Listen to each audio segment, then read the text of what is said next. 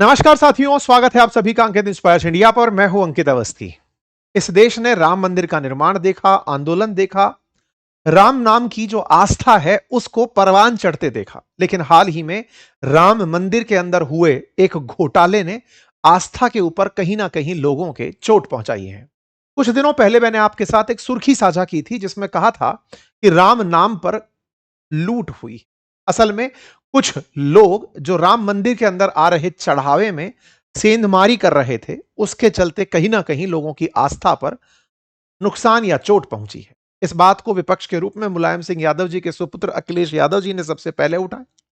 उसके बाद अपोजिशन की तरफ से, आम आदमी पार्टी की तरफ से इस बात को पूरी तरह से राष्ट्रव्यापी बनाया गया।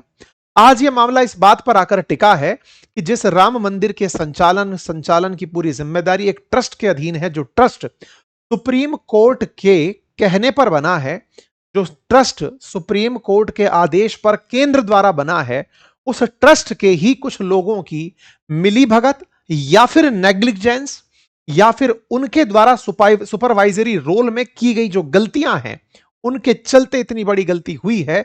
तो एक बहुत बड़ा प्रश्न आकर खड़ा हो जाता है, और वो प्रश्न ये कि कहीं ये जो नेग्लिजेंस है, ये नेग्लिजेंस केंद्र सरकार और राम मंदिर जिस राज्य में है, उत्तर प्रदेश सरकार, उनकी साख पर तो सवाल खड़े नहीं कर देगा। ये सवाल इसलिए क्योंकि कहीं ना कहीं केंद्र सरकार और राज्य सरकार ने राम मंदिर आंदोलन से अपने आप को लंबे समय तक जोड़ के रखा है। और जितना ज्यादा इन्होंने जोड़ा है उस राम नाम के ऊपर, चाहे लोगों के बीच यह प्रमोट करना हो कि सुप्रीम कोर्ट का फैसला भी उस समय पर आया जब हमारी सरकार थी, यानी कि हमारे प्रयासों से ऐसे फैसले आए। हमने सत्ता का संरक्षण इतना खूबसूरत दिया कि सुप्रीम कोर्ट को भी न्याय करने में किसी प्रकार का डर नहीं लगा। जो भी है, लेकिन आज सवाल इस बात पर कि ट्रस्ट के अगर अंदर गबन की बातें हैं, तो उन गबन की बातों से लोगों की आस्था पर क्या वाकई में ठेस पहुंची है, क्या ठेस पहुंचेगी, क्या सरकार की चुप्पी आने वाले समय में मंदिर के साथ लोगों की कनेक्ट को खत्म कर देगी। ये सारी बातें आज के सेशन में बहुत गहराई से चलेंगी। इस बीच में ट्रस्ट के अंदर एक परिवर्तन होता है। चंपत राय जी का इस्तीफा स्वीकार कर लिया जाता है और कृष्ण मोहन जी, जो कि सदस्य थे पहले से ट्रस्ट के, उन्हें कार्यवाहक महासचिव बना दिया जाता है। चूंकि कृष्ण मोहन जी दलित समाज से आते हैं, तो इसे चुनाव के समय पर एक मास्टर स्ट्रोक की तरह देखा जा रहा है। 2027 के अंदर इलेक्शन है उत्तर प्रदेश के अंदर, और दलित वोटों को साधने के लिए ट्रस्ट ने बहुत बड़ा दांव चल दिया है। लेकिन क्या वाकई? आज के सेशन में इसका विश्लेषण करेंगे। साथ ही साथ इस बात का भी विश्लेषण करेंगे कि जब से यह बात निकलकर आई है, तब से अयोध्या की इकोनॉमी पर इसका गहरा असर पड़ गया है। श्रद्धालुओं की संख्या में हुई जो कमी है, उसका भी आज आपके साथ विश्लेषण करेंगे। इतना ही नहीं, बात इसकी भी होगी कि क्या वाकई में 2027 में योगी आदित्यनाथ हैट्रिक लगाने की स्थिति में होंगे। ये सारे सवाल इसलिए आज के सत्र में डिस्कस होंगे क्योंकि एसआईटी ने सोमवार यानी कि कल शाम को अपनी अंतरिम रिपोर्ट सौंप दी है। और इस अंतरिम रिपोर्ट के अंदर हुए खुलासों के अंदर जिन 6 नामों का नाम लिया गया है, वो 6 की 6 बड़े चेहरे नहीं है। लगातार नाम जिनकी चर्चा थी वो ट्रस्ट के सदस्य थे, उनको एसआईटी ने ऑलमोस्ट क्लीन चिट दे दी है। चंपत राय जी को क्लीन चिट दे दी गई है, जिनके ड्राइवर टिन्नू यादव पर सारे के सारे आरोपों की शुरुआत का जड़ माना गया। वहीं दूसरी तरफ चंपत राय जी के साथ दूसरे अनिल मिश्रा जी, जो कि ट्रस्ट के सदस्य अयोध्या निवासी हैं, जिनके एडमिनिस्ट्रेशन के फेलियर के चलते यह सब हुआ। एसआईटी की रिपोर्ट से ऐसा लगता है कि उनके नेग्लिजेंस को इस तरह से माना गया है कि यह क्रिमिनल तो नहीं है, ठीक है, आपका सुपरवाइजरी नेग्लिजेंस रहा। आरोप कुल मिलाकर, जैसे परीक्षा का पेपर लीक हो जाए तो 4 लीक करने वालों को पकड़कर समझा जाता है कि हमने पूरी कार्रवाई कर दी, लेकिन किन की प्रेजेंस में यह हुआ उनको पूरी तरह से अवॉइड कर दिया जाए। इस कंटेक्स्ट को और बेहतर समझने के लिए समझिएगा कि जब यूपीए की सरकार देश में थी और कई तरह के घोटाले उजागर हो रहे थे, तब यही केंद्र सरकार, जो उस समय विपक्ष में थी, इन्होंने मनमोहन सिंह जी पर कहते हुए तंज किया था कि बहती बारिश में, बरसती बारिश में मनमोहन सिंह जी रेनकोट पहने हुए हैं। जब पूरी सरकार के ऊपर करप्शन के आरोप लग रहे हो और कोई यह कहे कि मनमोहन सिंह जी तो बहुत ही अच्छे इंसान हैं, उन्होंने कोई करप्शन नहीं किया है, तो बोले इस आधार पर उन्हें क्लीन चिट नहीं दी जा सकती। बिल्कुल वैसे ही आज अगर ट्रस्ट के अंदर बैठे लोगों की प्रेजेंस में चोरी हो रही है और एसआईटी अपनी जांच में उन लोगों को क्लीन चिट दे रही है, तो सवाल एसआईटी पर भी खड़े होंगे, जो कि राज्य द्वारा गठित की गई थी। राज्य द्वारा 23 तारीख को राज्य द्वारा इस घटना के बाहर निकलने के बाद 23 जून को एसआईटी ने अपनी प्राइमरी रिपोर्ट सरकार को भी दी थी, जिसके तुरंत बाद ही 26 तारीख को चंपत राय जी ने अपने पद से इस्तीफा दे दिया था। और इसी इस्तीफे को कल ट्रस्ट ने एक्सेप्ट भी कर लिया, क्योंकि कल रात को ही एसआईटी की जो प्राइमरी रिपोर्ट है ये पब्लिक हुई है। और इस पब्लिक रिपोर्ट में 6 नामों के ऊपर चीजों को केंद्रित कर दिया गया है। और अगर वाकई में 6 नामों पर चीजें केंद्रित होती हैं तो भारतीय न्याय संहिता बीएनएस की धारा 306 के तहत कर्मचारियों के द्वारा गबन किए हुए या चोरी किए हुए मामले में 7 साल की अधिकतम सजा का प्रावधान है।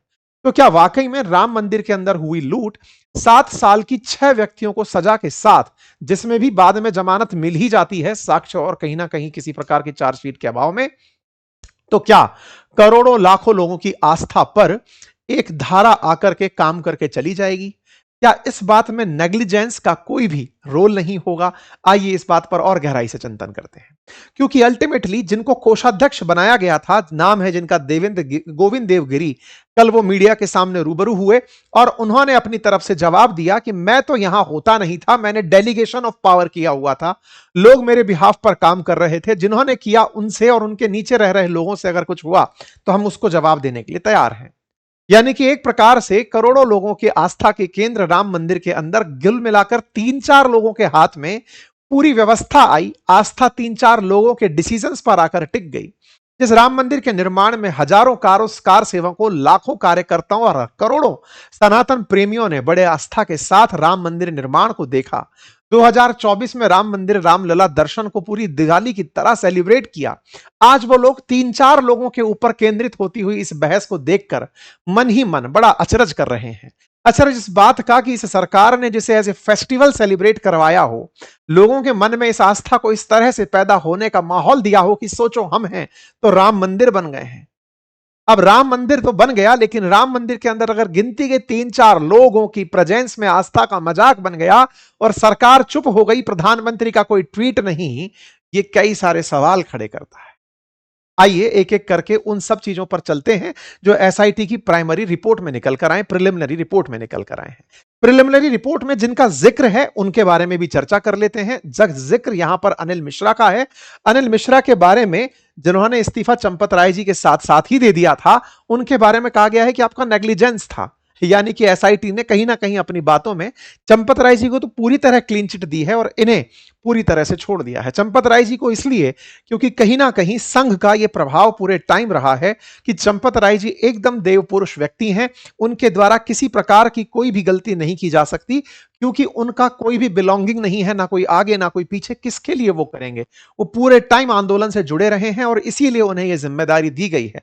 उनके साथ कोई व्यक्ति गलत तरीके से चलकर आ गया और उसने ऐसा कर दिया तो ये बिल्कुल वैसी वाली बात है कि राजनेताओं के लिए अक्सर बचाव में कही जाने वाली बात है कि उनके साथ कोई व्यक्ति खड़ा था, वो क्रिमिनल निकल गया, उसमें उनकी क्या गलती है। लेकिन यहां पर बात लोगों के आस्था से जुड़ी है, इसीलिए लोग बार बार इन सवालों को कर रहे हैं। खैर, फिलहाल के लिए राम जन्मभूमि तीर्थ क्षेत्र ट्रस्ट को थोड़ा सा एक बार फिर जान लीजिए। यहां पर नत्य गोपाल दास जी अध्यक्ष हैं, कोषाध्यक्ष हैं गोविंद देवगिरी, जिनके अधीन पूरा कोष है। उसके बाद चंपत राय जी जो महासचिव रहे, के पराशरण जी जो ट्रस्ट के सदस्य रहे, नृपेंद्र मिश्र प्रदेश सदस्य रहे। इस प्रकार से ये कुछ और सदस्य भी आपके सामने हैं, जिनमें अनिल मिश्रा भी सदस्य के रूप में, कृष्ण मोहन भी सदस्य के रूप में। ये वो ट्रस्ट है जिसके अंदर परिवर्तन नहीं हुआ था तब का था, और अब यहां पर ट्रस्ट के अंदर कृष्ण मोहन जी को उठा करके महासचिव कार्यवाहक बना दिया गया है और कार्यवाहक महासचिव बनाकर संदेश यह दिया गया है कि एक दलित के हाथ में पूरी जिम्मेदारी सौंप दी गई है। साथियों, ये पूरे मेंबर्स हैं जिनमें डॉक्टर अनिल मिश्रा, जिनके ऊपर एसआईटी ने बार बार सवाल खड़े किए हैं, ये पूरी की पूरी व्यवस्था। एक नाम और जिनका नाम है गोपाल नागर कट्टे, जो कि सीनियर वीएचपी फंक्शनरी हैं। इनका कंस्ट्रक्शन और सिविल वर्क में बड़ा रोल रहा है, इनके ऊपर भी सवाल उठे थे। इन दोनों ने अपने पद से इस्तीफा दे दिया है और फिलहाल के लिए इन्हें पूरी तरह से इस कार्यक्रम से बाहर रखा गया है। कल रात को 9 बजे एसआईटी ने अपनी प्राइमरी रिपोर्ट सार्वजनिक की थी। इससे पहले ही ट्रस्ट ने बैठक कर ली और ट्रस्ट ने बैठक करके अपने जो कदम उठाने थे वो उठा लिए, जिनमें से चंपत राय जी और अनिल मिश्रा जी के इस्तीफे स्वीकार करना एक था। ओके, यानी कि एक प्रकार से ट्रस्ट को पता था कि एसआईटी की रिपोर्ट में आगे क्या आ रहा है। एसआईटी की रिपोर्ट आती है रात 9 बजे और रात 9 बजे कल जब यह आती है तो पता चलता है कि एसआईटी ने 27 अप्रैल से 5 जून तक के सीसीटीवी के लगभग 70 संदिग्ध घटनाओं को कैद किया। असल में एसआईटी जब आई तो उसने बहुत सारे कैमरे की फुटेजेस उठाई, और जब फुटेजेस उठाई तो उनमें से 70 ऐसी संदिग्ध घटनाएं नजर आई जिसमें सीधा सीधा उन्हें चोरी की घटनाएं नजर आ रही थी। इसके अंदर कुछ ऐसी घटनाएं थी जिसमें 8 आरोपी नोटों की गड्डियों को जेब में और जूतों में छिपाते हुए दिखे। एसआईटी ने डॉक्टर अनिल मिश्रा पर भी गंभीर आरोप लगाए। एसआईटी ने कहा कि पहले से बनाए गए तलाशी के सिस्टम में लूपहोल्स के चलते अनिल मिश्रा ही जिम्मेदार है। साथ ही साथ में जो टिन्नू यादव हैं, जो चंपत राय जी के ड्राइवर हुए, वो बिना किसी आदेश के गिनती वाले कमरे की चाबी अपने पास रखा करते थे। मतलब एसआईटी की रिपोर्ट के अंदर यह बात है कि उनकी सिफारिश पर ही उनके भतीजे मनीष यादव को चंदे की गिनती के काम में लगाया गया था। यह वो एसआईटी की रिपोर्ट है और उसके कुछ पेजेस हैं जिसमें से 70 बार चोरी की घटनाएं रिकॉर्ड हुई हैं 27 अप्रैल से लेकर 5 जून के बीच में। बड़ा सवाल, 27 अप्रैल से ही क्यों, पुराना क्यों नहीं? पुराना इसलिए नहीं क्योंकि जिस राम मंदिर आंदोलन में चंदे से 4,000 करोड़ से ऊपर इकट्ठा हो गया हो, वहां के सीसीटीवी कैमरों के अंदर जो रिकॉर्डिंग है वो 1 महीने से सवा महीने के बीच की ही है। यहां सीसीटीवी जो फुटेज है ये ज्यादा समय होते ही ओवरराइट हो जाती है। सीसीटीवी फुटेज को स्टोर करने की फैसिलिटी नहीं है, यानी कि जो रिकॉर्डिंग आई वो पीछे की तरफ गायब हो गई। यानी कि 1 महीने से पीछे की अगर आप रिपोर्टिंग निकालेंगे तो वो यहां नहीं मिलेगी क्योंकि इतना शायद बजट नहीं रहा होगा। खैर, फिलहाल के लिए यहां पर जो था उपलब्ध उसमें 70 बार चोरी की घटनाएं आई। इसका मीनिंग समझते हैं आप? इसका मीनिंग यह है कि यहां से पिछले समय पर भी चोरियां हुई होंगी जो एसआईटी के नजर में नहीं आई। अगर आप एक व्यवसायी हैं, अगर आप कार्य करते हैं, तो असल में आप लोगों को यह जानकारी हो कि टैक्स चोरी के मामले में किस प्रकार से टैक्स विभाग आपकी चोरी पकड़ता है। टैक्स विभाग कहता है कि इस टाइम फ्रेम में अगर आपने इतनी चोरी की है, तो व्यवसाय इतने समय से आप कर रहे थे, तो ये सारी चीजें जुड़ करके इतना टैक्स आपको पे करना पड़ेगा और उसमें इतना सारा पेनल्टी जुड़ेगा। लेकिन चूंकि यहां डेटा इतना ही है तो कितने साल से क्या क्या हो रहा है अभी फिलहाल के लिए एसआईटी की नजर वहां तक नहीं पहुंची है। एसआईटी की प्राइमरी रिपोर्ट के अंदर जो बातें निकल कर आई उसमें चोरी के लिए जिम्मेदारी अनिल मिश्रा पर। अनिल मिश्रा वित्तीय मामले और नकदी संकलन प्रबंधन की जिम्मेदारी निभा रहे थे। अब एसआईटी आगे चल करके तय करेगी कि अब एसओपी क्या बनाई जाए। निगरानी सिस्टम में खामियां पाई गई क्योंकि अल्टीमेटली तलाशी ना लिए जाने की जानकारी अनिल मिश्रा को आंतरिक माध्यमों से दे दी गई थी। मतलब जो लोग रुपया गिन रहे हैं वो वहां से जब बाहर निकलते हैं तो पहले गार्ड की व्यवस्था थी, उस गार्ड को हटा करके वहां पर सामान्य लोगों की रैंडम चेकिंग की व्यवस्था कर दी गई। पहले ड्रेस कोड था, उस ड्रेस कोड को बदल दिया गया, लोग अपने अंदर कपड़ों में पैसे छुपा कर ले जाने लगे। जो गिनती जिस कमरे में हो रही है वहां से बाहर निकलते समय नोटों की गिनती के बाद बाहर जो निकलते लोग हैं उनकी जांच को बिल्कुल ढीला कर दिया गया। ना अटेंडेंस ना पेपर वर्क, इसलिए चोरी की हिम्मत बढ़ गई। कपड़ों में, जेबों में, जूते मोजों में नोटों को छिपाया करते थे। ये एसआईटी की रिपोर्ट के अंदर निकली हुई बातें हैं। एंट्री एग्जिट गेट पर तलाशी ना होने से नकदी बाहर ले जाना संभव हुआ। जेबों में नोट भरते, साथी इशारा करते और सतर्क होकर पैसे लेकर निकल जाते। एसआईटी की रिपोर्ट में निकलकर आया कि जांच से पहले गिनती के काम में लगे कुछ कर्मचारियों से 78 लाख रुपए बरामद हुए हैं। ये तो वो हैं जो बरामद हुए हैं, जो इन्वेस्ट हो गए हैं उनकी आप गणना नहीं कर पाएंगे। 4 जून 2026 को गिनती वाले कमरे से जुड़े हुए बाथरूम में 2.25 लाख रुपए बरामद किए गए। सोचकर देखिए, जिस समय यह जांच हो रही है उस दिन उसके बाथरूम के अंदर जहां पर फ्लश होता है उसके अंदर छुपा कर रखे थे कि जाएंगे तब निकाल कर ले जाएंगे। यानी कि 2 लाख रुपए तो केवल 4 जून के दिन के हैं। अगर इस रिपोर्ट में केवल 30 दिन की भी रिपोर्ट है और एक घटना तो 2 लाख रुपए की है, ना जाने कितने लोगों ने कितने रुपए कब कब पार किए होंगे, कुछ नहीं पता। सोशल मीडिया पर जो दावे किए जा रहे हैं एसआईटी ने उनका खंडन किया कि शुरुआत में उसके कोई सबूत नहीं मिले हैं। रिपोर्ट में खुलासे के आधार पर 6 आरोपी सीधे तौर पर चोरी में शामिल किए गए यह पाया गया। उनके नाम अविनाश शुक्ला, अनुकल्प मिश्र, लवकुश मिश्रा, मनीष कुमार यादव, करुणेश पांडे और रमाशंकर मिश्रा नाम दिए गए। ये साहब ये लोग हैं जो पैसा ले जाया करते थे। अविनाश के पास से 20 लाख रुपए, $1121 और कार बरामद हुई तमाम लोगों से, और इन सबसे वसूली कानून के आधार पर की जाएगी। भाई, हुंडियों की चाबी के बिना लिखित आदेश के टिन्नू के पास मिली। कोई वो नहीं, जो खोलने का सिस्टम है वो टिन्नू यादव अपने पास रखे घूम रहे थे। 15,000 रुपए जिनको मिल रहे थे, 20,000 रुपए सैलरी थी, कटा के 15,000 मिलते, लेकिन उनके एफडी, उनके घर, उनके रिश्तेदारों के अकाउंट में भर भर के पैसा मिला। ये सब बातें यहां पर एसआईटी ने अपनी रिपोर्ट के अंदर लिखी हैं। इंटरेस्टिंग बात है कि जब यह मामला उजागर हुआ तो पहले इसे दबाने का प्रयास किया गया, इसे पब्लिक करने का ही प्रयास नहीं किया गया। इसे कहा गया कि केवल कुछ अधर्मी लोग हैं, कुछ विधर्मी हैं, कुछ कुधर्मी हैं जो इस मामले को तूल दे रहे हैं ताकि आस्था पर सवाल खड़े किए जा सके। लेकिन जैसे जैसे यह मामला बढ़ता चला गया, एसआईटी को इन्वॉल्व होना पड़ा, और एसआईटी की आवश्यकता यहां नहीं थी। यहां आवश्यकता थी सुप्रीम कोर्ट के किसी रिटायर्ड जज की, क्योंकि अल्टीमेटली यह राज्य सरकार का विषय ही नहीं था। यह विषय था, जब केंद्र ने ट्रस्ट बनाई है तो केंद्र की तरफ से ही कोई जांच पैनल गठित किया जाता। अगर पुलिस को इन्वॉल्व होना था तो एसआईटी के अंदर पुलिस के ही सक्षम अधिकारी होते। लेकिन फिर भी चलिए, एसआईटी की रिपोर्ट एक प्रकार से इस प्रकार से आकर निकली कि ये 6 लोग हैं, इसके अलावा कोई और नहीं है। जिन 6 लोगों का नाम है वो सब 15-15 हजार की सैलरी के लोग हैं। लोगों का आरोप यह है कि ये तो चोरी कर रहे थे, इन्हें करवा कौन रहा था इसका नाम क्यों नहीं है।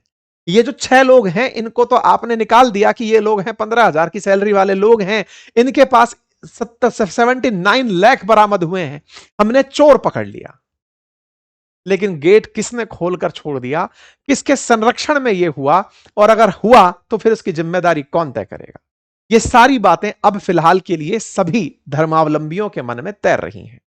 ट्रस्ट के लोगों के द्वारा बड़ी बड़ी गाड़ियों से आना भी बड़ा सवाल बना रहा। लोगों ने कहा कि मीटिंग के अंदर ये 1.5 करोड़ की गाड़ियों से पहुंचते हैं। खैर, जो भी है, श्री राम जन्मभूमि तीर्थ क्षेत्र के द्वारा अपनी बैठक के बाद में एक वक्तव्य जारी किया गया और उसमें बताया गया कि साहब हमें इतना डोनेशन मिला, कंस्ट्रक्शन पर इतना पैसा खर्च हुआ, इतने पैसे हमको अभी फिलहाल के लिए मिल रहे हैं। अब यहां पर ट्रस्ट के द्वारा जब बैठक हुई, क्योंकि अंतरिम रिपोर्ट रात को आई है, ट्रस्ट ने सुबह ही अपनी बैठक कर ली, उसमें इन्होंने कहा कि एसआईटी की प्रारंभिक रिपोर्ट आने के बाद चंपत राय और अनिल मिश्र ने नैतिक आधार पर त्यागपत्र दे दिया है, जिन्हें ट्रस्ट ने आज स्वीकार भी कर लिया है।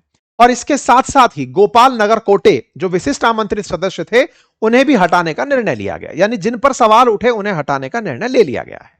इसके बाद कुछ लोग इस दुर्भाग्यपूर्ण प्रकरण को श्री रामलला मंदिर, श्री राम जन्मभूमि, हिंदू समाज और व्यापक हिंदू आस्था को कमजोर करने के अवसर के रूप में उपयोग करने का प्रयास कर रहे हैं। जनमानस के समक्ष प्रस्तुत किए जा रहे जिनका उद्देश्य सत्य लाना नहीं बल्कि निरंतर भ्रम फैलाना है। इस प्रकार से इन्होंने यह भी कहा और साथ ही यह भी कहा कि हमारे पास श्रद्धालुओं के द्वारा दी गई जो अर्पित वस्तु हैं, उनमें से जितनी भी वस्तु हमारे पास हैं उनके दर्शन हम उपलब्ध करा देते हैं, बकायदा प्रॉपर तरीके से। काक वसुंडी की जो चांदी से बनी मूर्ति है, साथ ही साथ सोने से बनी जो रामायण है, तमाम श्रद्धालुओं के द्वारा जो समय समय पर भगवान के नाम पर अर्पित की गई चीजें हैं, उनको जनमानस के सामने पब्लिक कर दिया गया।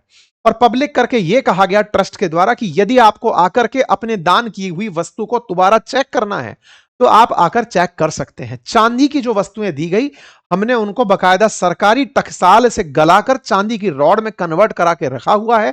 आपको हम बकायदा आपके आभूषण की एंट्री दिखा देंगे और जितनी चांदी बनकर आई हम वो दिखा देंगे। यानी एक प्रकार से ट्रस्ट ने प्रॉपर तरीके से जो जो आरोप लग रहे थे, क्योंकि अखिलेश यादव जी इस सोने की रामायण के ऊपर बहुत सारे सवाल पहले उठा रहे थे, प्रॉपर तरीके से गोविंद गिरी जी ने इस बात को पब्लिक किया कि ये रही सोने की रामायण जिसको हमने जनता के सामने पब्लिक कर दिया है। ये इस प्रकार से रखी है। 147 किलोग्राम वजन की रामचरितमानस बताई गई थी, जिस पर अखिलेश यादव जी का बयान था कि उसकी चोरी हो गई, लेकिन बकायदा इसको दिखा दिया गया। खैर, फिलहाल के लिए वस्त्र आभूषण वगैरह सब शो कर दिए गए। गोविंद गिरी जी महाराज ने सब बातों पर प्रश्न का जवाब भी दिया। इस बात में भी बहुत सारे लोगों के तर्क थे कि आप अब आए हैं, कोषाध्यक्ष आप हैं, आपने डेलीगेशन दे रखा है, आपने सुनिश्चित क्यों नहीं किया। साथ ही साथ जो इस पूरे ट्रस्ट के अध्यक्ष थे नृत्य गोपाल दास जी महाराज, उनका भी अपनी तरफ से प्रतिक्रिया आई। उन्होंने कहा कि मंदिर में हुई चोरी से वो काफी आहत हैं, जिसने भी ये पाप किया है उसे कड़ी से कड़ी सजा मिलनी चाहिए। यशस्वी मुख्यमंत्री जी से और भारत के प्रधानमंत्री जी से पूर्ण विश्वास है कि वो हर व्यक्ति को इस पाप से जुड़ा है उसे सजा दिलवाएंगे। करोड़ों हिंदुओं की आस्था का प्रश्न है और मेरा निवेदन है कि इसमें किसी भी व्यक्ति को अपने निजी लाभ के लिए राजनीति नहीं करनी चाहिए। ऐसा नृत्य गोपाल दास जी ने अपनी तरफ से लिख दिया। साहब, कुल मिलाकर ट्रस्ट के फैसले होते हैं और ट्रस्ट के फैसलों में चंपत राय जी, अनिल मिश्रा साहब और गोपाल राव जो हैं, इन तीनों को अब पूरी तरह से ट्रस्ट से बाहर कर दिया। ये वो प्रक्रिया हुई जो एसआईटी की रिपोर्ट के साथ होनी ही थी। सवाल वहीं की वहीं खड़ा है। जो सवाल सबसे पहले निकल कर आया था वो ये कि अगर ट्रस्ट में चोरी हुई तो इस चोरी के खिलाफ कितनी कठिन कार्रवाई की गई। कठिन कार्रवाई के नाम पर जो 6 लोग आप आज बता रहे हैं, ये 6 लोग तो मीडिया ने पहले दिन से बताए हुए हैं। लोग अल्टीमेटली ये जानना चाह रहे थे कि इस ट्रस्ट के अंदर पारदर्शिता लाने के लिए क्या किया जा रहा है। तो ट्रस्ट की तरफ से जवाब था कि जो हमने एसआईटी देखी उस एसआईटी से ही कहा जाएगा कि वो हमें सलाह दे, स्टैंडर्ड ऑपरेटिंग प्रोसीजर दे हमें कि हम कैसे इस काम को पूरी तरह से पारदर्शी कर सकते हैं। ये तो एसआईटी भी तब बनी जब राज्य सरकार ने अपनी तरफ से इसके लिए जांच के लिए एसआईटी बनाई, लेकिन ट्रस्ट तो पहले भी इस बात को लेकर के शांत था। और अभी भी जब एसआईटी की रिपोर्ट आ गई है, उसके बाद जिस तरह की बातें हो रही हैं, लोग कहीं ना कहीं मन में संदेह को लेकर घूम रहे हैं। संदेह केवल इस बात का कि एसआईटी ने तो अपना काम कर दिया, ट्रस्ट अपना काम कब करेगा। अब ट्रस्ट से चाहते क्या हो? पारदर्शिता। पारदर्शिता के लिए क्या हो? पारदर्शिता के लिए जो जिम्मेदार लोग हैं, उन जिम्मेदारों की जिम्मेदारी कैसे तय की गई। अनिल मिश्रा को अगर यह कह दिया गया कि आप नेग्लिजेंस के लिए जिम्मेदार हैं, तो उनको सजा के नाम पर क्या दिया गया? आपकी प्रेजेंस में चोरी हो रही है, करोड़ों रुपए की चोरी का मामला सामने निकल कर आ रहा है। केवल चोरी नहीं, यहां आस्था के ऊपर डकैती का मामला है। लोग मंदिर में इस बात को लेकर के अब संदेह कर रहे हैं कि इतने लोगों की आस्था इन लोगों के हाथ में क्यों थी, और अगर राम मंदिर की आस्था इन लोगों के हाथ में नहीं थी तो वो इस बात को क्लियर क्यों नहीं कर रहे हैं? अभी भी क्यों इस बात के पूरी तरह से ट्रस्टी बनकर बैठे हैं कि हम ही आस्था के रखवाले हैं? ये कुछ उस प्रकार की चीज निकल कर आ रही है। खैर, फिलहाल के लिए अब जो काम होने शुरू हुए उसमें चंपत राय जी की जगह कृष्ण मोहन जी को जगह दे दी गई। कृष्ण मोहन जी पूर्व वन सेवा के अधिकारी हैं और वो इस आंदोलन से जुड़े रहे हैं, संघ के कार्यकर्ता रहे हैं। 2000 मतलब जब से उनका रिटायरमेंट हुआ है उसके बाद से काफी ज्यादा सक्रिय हैं। कामेश्वर चौपाल जी जो थे, उनके निधन के बाद इनको एक दलित समाज के रिप्रेजेंटेटिव के रूप में, सदस्य के रूप में शामिल किया गया था। 1978 के भारतीय वन सेवा के अधिकारी हैं, जो कि जब यह मंदिर निर्माण हो रहा था उस समय पर भी आपको दिखाई दिए थे। कुल मिलाकर अब इन्हें कार्यवाहक महासचिव बना दिया गया है और एक प्रकार का सामाजिक मैसेज दिया गया है कि हम इस तरह के कार्यों को पारदर्शी तरीके से सभी समाज के वर्ग के लोगों को साथ लेकर चलते हुए करना चाहते हैं। कुल मिलाकर के यह कार्य हुआ और इस कार्य के बाद में कृष्ण मोहन जी का नाम ही सबसे बड़ी बात के रूप में चर्चा पाया कि साहब दलित शख्स के हाथ में राम मंदिर ट्रस्ट का महासचिव बनाने का कार्य कर दिया है ट्रस्ट ने। इससे अब होगा ये कि अब आपके अंदर आस्था की पुनः बहाली की जा सकेगी। मैं ये नहीं कह रहा, ये खुद बोल रहे हैं। इनके ऊपर प्रमुख जिम्मेदारी यही है कि लोगों को वापस कैसे लाया जाए, लोगों के अंदर जो शंका पैदा हो गई है उसका समाधान कैसे किया जाए। लेकिन यह शंका समाधान केवल क्या मंदिर और आस्था के बीच में ही है? नहीं, यह सबसे बड़ा नुकसान इस समय इलेक्शन कंटेस्ट करने जा रही भाजपा के लिए भी है। और वो कैसे है? असल मायने में लगातार जब से योगी सरकार है और 2027 में वो तीसरी बार सरकार बनने के लिए इस संघर्ष में आगे उतरने वाले हैं, अपनी काबिलियत दिखाने जाने चाहते हैं, उस समय पर लोगों की आस्था में आई इस प्रकार की जो सवाल हैं, वो सवाल अब रिजल्ट में तब्दील होने का समय आ गया है। रिजल्ट में तब्दील होने का मतलब यह है कि राम मंदिर आंदोलन में जिस तरह से भाजपा ने पहले इसे अपनी एक जीत के रूप में दिखाया, आस्था के नाम पर सरकारी चुप्पी और जो बड़े जिम्मेदार चेहरे हैं उनके ऊपर बहुत ही नरमी, उस नरमी के लिए जनता अपनी तरफ से कोई माकूल जवाब इलेक्शन में दे सकती है। ऐसा इस समय अपोजिशन चाह रहा है। अपोजिशन का प्रयास है कि साहब जितना भी अब हो रहा है, यह अल्टीमेटली जनता को मोटिवेट किया जाए कि देखो इन लोगों ने मंदिर के नाम पर लूट का एक तरीका बनाया था, अब आप लोगों को यह पता चल गया है। यही बात लगातार पवन खेड़ा जी हो, चाहे वो अखिलेश यादव जी हो, चाहे आम आदमी पार्टी हो, संजय सिंह जी हो, सब यही बार बार सवाल उठा रहे हैं कि साहब बत करिए, आपका बुलडोजर कहां है, क्यों अभी तक चीजें बाहर निकल कर नहीं आ रही हैं। क्या यह पहली बार है? नहीं। राम मंदिर आंदोलन का जब शुरुआत हुआ था, रथ यात्रा की जब शुरुआत हुई थी, बीजेपी पहली बार जब पावर में आई थी 1991 में, कल्याण सिंह जी की जब सरकार बनी थी, उसके बाद में केंद्र के द्वारा सारी की सारी सरकारों को गिरा दिया गया था। भाजपा शासित जो सरकारें थी उनको हटा दिया गया था और फिर से री इलेक्शन हुए थे क्योंकि बाबरी मस्जिद का विध्वंस हो गया था। तो 1993 के अंदर भाजपा की वापसी नहीं हुई थी। तो यानी कि जिस राम मंदिर आंदोलन में भाजपा बहुत ज्यादा सक्रिय रही, उसका नुकसान उन्होंने 1993 में भुगतना पड़ा। बिल्कुल वैसे ही अभी की स्थितियां बन रही हैं कि क्या इस बार के इलेक्शन में जनता का फैसला सरकार के खिलाफ हो सकता है। ये इस तरह की कैलकुलेशन फिलहाल के लिए चल रही है। लोगों के अपने अपने ऑब्जर्वेशंस हैं। कुछ का कहना है कि जब पिछले बार लोकसभा चुनाव के अंदर भी राम मंदिर बन जाने से भाजपा को फायदा नहीं हुआ, तो इस बार की चोरी हो जाने से भी भाजपा को नुकसान नहीं होगा। हालांकि इस पर हमने पूरी तरह से एक डिटेल पैनल डिस्कशन किया था, हो सकता है आपने देखा हो। हमने उसी पैनल डिस्कशन में यह बात आप तक रखी थी कि चंपत राय जी आज शाम तक इस्तीफा दे देंगे। ये जो हमने ये सेशन आपके सामने शूट किया था उसी समय की घटना है और ये हो भी गया था। कुल मिलाकर के इस पूरी प्रक्रिया के अंदर जो सबसे ज्यादा नुकसान है वो अयोध्या की इकोनॉमी को पहुंच रहा है। इकोनॉमी को कैसे? बहुत सारे लोग राम मंदिर के इस निर्माण के बाद अपने रोजगार में अयोध्या के अंदर जगह बना चुके थे। बहुत सारे रिक्शा वाले, रेस्टोरेंट वाले, होटल वाले, तमाम श्रद्धालुओं को सुविधा देने वाले जितने भी लोग हैं, उनकी अर्थव्यवस्था श्रद्धालुओं से जिनकी चलने लगी थी, उन्हें अब फिलहाल के लिए बड़ा नुकसान देखने को मिल रहा है।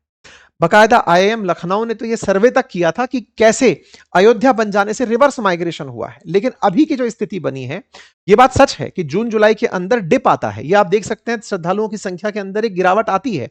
2025 में भी आई थी, क्योंकि इस समय स्कूल खुलते हैं, मानसून का सीजन होता है, तो श्रद्धालुओं की संख्या में कटौती होती है, गिरावट आती है।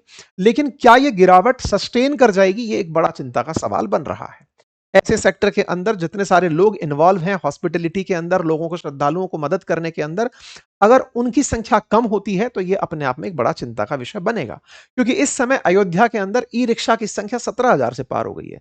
School, restaurant, hospital, street vendor, कई बड़ी शॉप, ये तमाम चीजें अयोध्या के अंदर अब खुल चुकी हैं। 10,000 करोड़ से ऊपर की सालाना इकोनॉमी अयोध्या के अंदर बन चुकी है। मतलब इतना ज्यादा चारों तरफ से चीजें बना दी गई और इसको इस तरह से प्लान किया गया है कि यहां से अब आस्था का केंद्र बनकर के ये हॉलिस्टिक हजारों साल तक आगे चले।